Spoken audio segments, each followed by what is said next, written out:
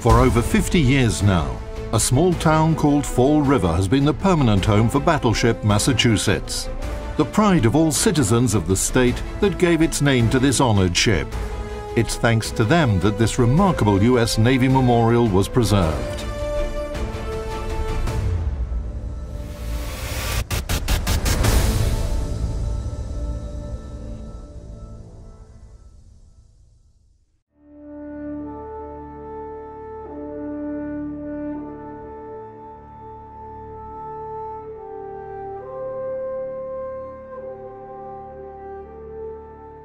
Massachusetts was one of the last of the treaty battleship series. She's of the South Dakota-class, and these were fairly balanced ships in terms of armament, armor, and speed performance, which could be created within the treaty limits.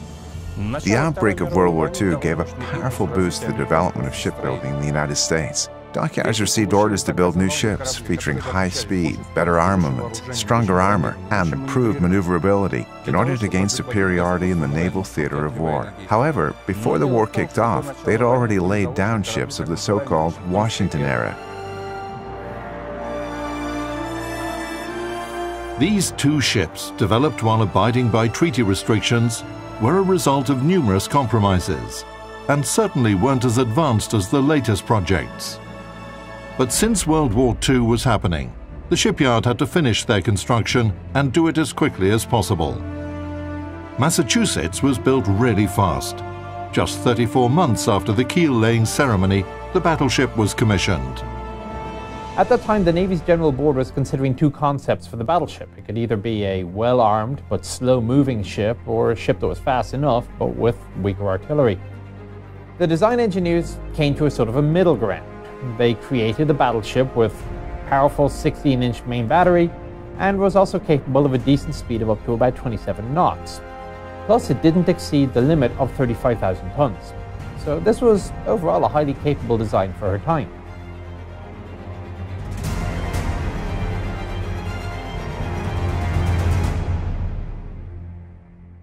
Specifications.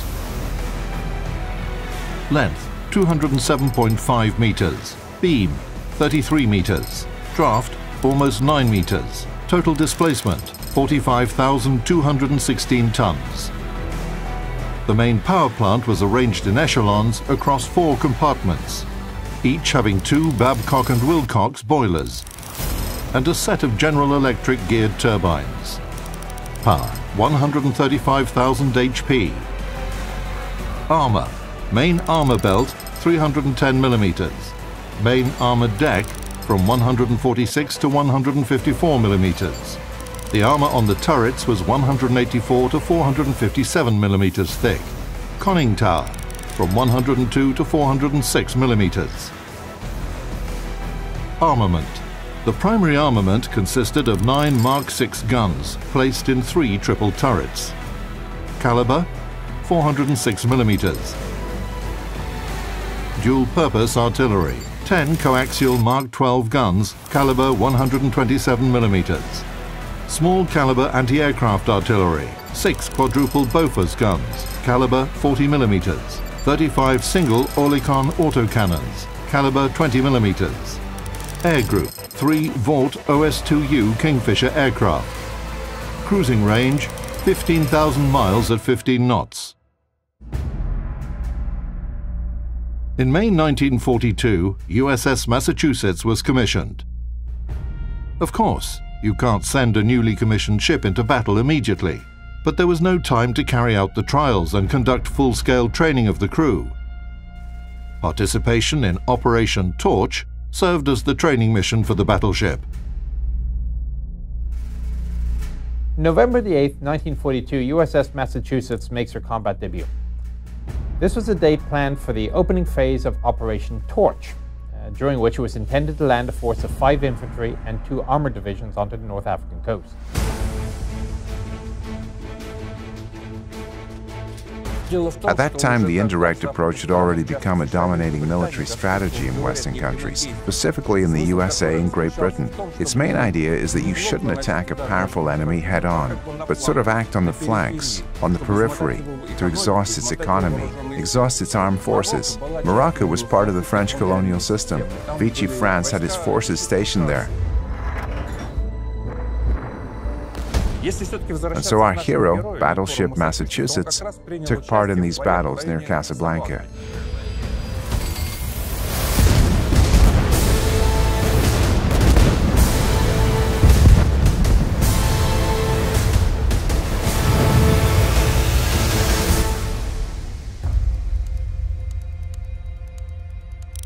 One of the most important strategic objectives was Casablanca, where there was both a major seaport and an airbase. Moreover, at the quay in the port of Casablanca was the French battleship Jean Bart. Although she was unfinished, she still had a combat-capable quad 15-inch gun turret. The city itself was also a hard nut to crack. There were several coastal batteries, which pretty firmly protected both the entrance of the port and about 20 miles of surrounding coastal waters. To neutralize these forces, and for the naval gunfire support at landing, you had a significant force headed by Massachusetts, which was sent to the Moroccan coast. Ships maneuvered all night off the coast, waiting for the operation to start.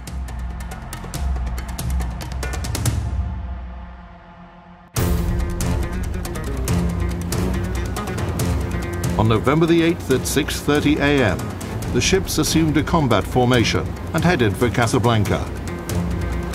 Soon they were detected. The El Henk battery was the first to open fire at the US naval force. Jean Bart's artillery immediately joined the gunfire. The very first of her shells raised huge columns of water near the American ships. The cruisers didn't wait long and opened fire at the harbor of Casablanca, where the French battleship was berthed. Along with the Allied cruisers, Massachusetts finally fired her first shots from her 406mm guns.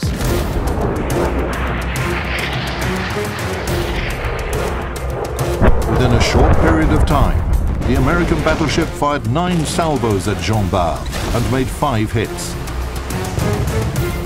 And the shells that missed the French battleship continued on to ruin port facilities and sink transport vessels in the harbor.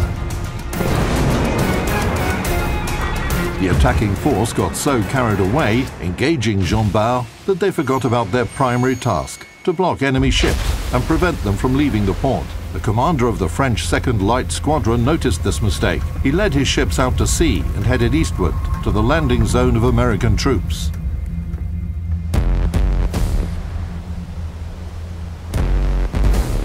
The French squadron began to exchange fire with the US destroyers that were escorting the landing craft. The Massachusetts group redirected their guns to the new enemy force.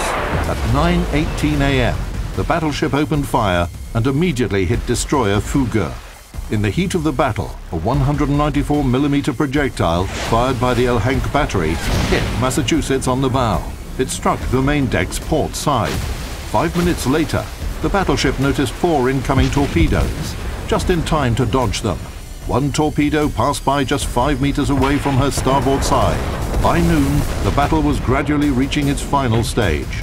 With just one shot, Massachusetts knocked out destroyer leader Milan, and a few minutes later, the battleship hit another French destroyer. The first combat outing for Massachusetts was pretty successful. Battleship Jean Bart was neutralized. Other enemy ships and coastal batteries were disabled, and all this was done in just 5 hours. In that operation, Massachusetts fired off almost all 800 of her armor-piercing shells at the enemy. They inflicted significant damage on Jean Bart, and a fragment of one of those shells, which hit the French battleship, is kept aboard Massachusetts today as a museum exhibit item.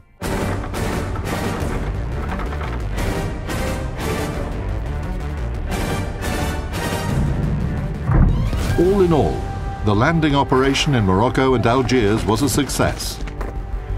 The separate French units that resisted the Allies were suppressed by naval artillery and aviation. By November the 11th, 1942, not a single gun could be heard firing on the northern coast of Africa. Of course, the French didn't want to fight against the Allies, but they also didn't want to be together with the British. The point is that everybody remembered Operation Catapult, when the British Navy attempted to destroy French ships, which were also stationed in the ports of Morocco and Algiers. But it turned out that most of the French forces showed no resistance. Only separate units did, like battleship Jean Bart. In general, everything went successfully. Victory was basically achieved even before the start of the landing operation.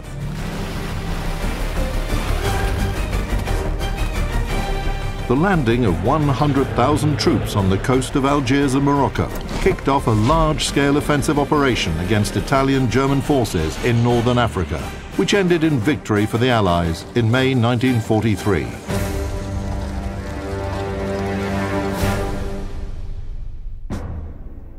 From the coast of Africa, battleship Massachusetts sailed back home.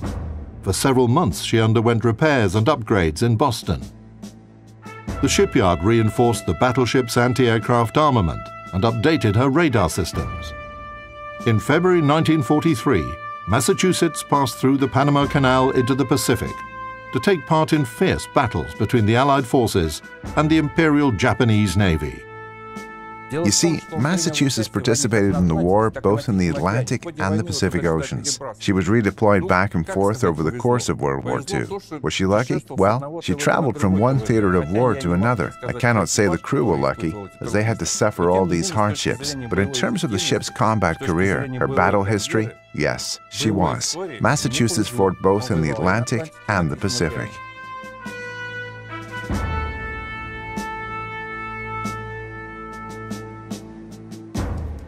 Massachusetts' battle history in the Pacific campaign began at the southwest part, New Caledonia. For month after month, the battleship, along with the main forces, advanced to the north, covering the landing of troops, escorting convoys, firing upon coastal positions. Names like the Solomon Islands, the Gilbert Archipelago, Nauru Island, Tarawa and Kwajalein atolls, Truk. All these places were not deprived of the attention of the battleship's main battery. In November 1944, Massachusetts participated in the Battle of Leyte Gulf, after which the Imperial Japanese Navy lost the capability to engage in significant offensive combat operations. Then in the spring of 1945, you had Iwo Jima and Okinawa. By the summer, Massachusetts had approached the Japanese home islands and was firing at industrial centers where military factories were concentrated. On August 9, 1945, the battleship fired her main battery at the metallurgical plants in Kamaichi. These were the last salvos of 16-inch gunfire of World War II. Thus, Massachusetts became known for having fired both the first and the last shots from American 16-inch guns in that war. During her service in the war, the battleship covered 225,000 miles, fought 35 battles, sank 5 enemy ships, and shot down 18 airplanes. For her combat merits, Massachusetts was decorated with 11 battle stars.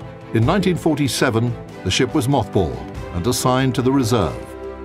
In the early 60s, the battleship was stricken from the Naval Vessel Register, and her fortune was determined by the citizens of Massachusetts. They had warm feelings for Big Mamie, as the sailors used to call her. In 1965, the citizens of the state raised $50,000, which gave this World War II veteran a second life as a museum ship.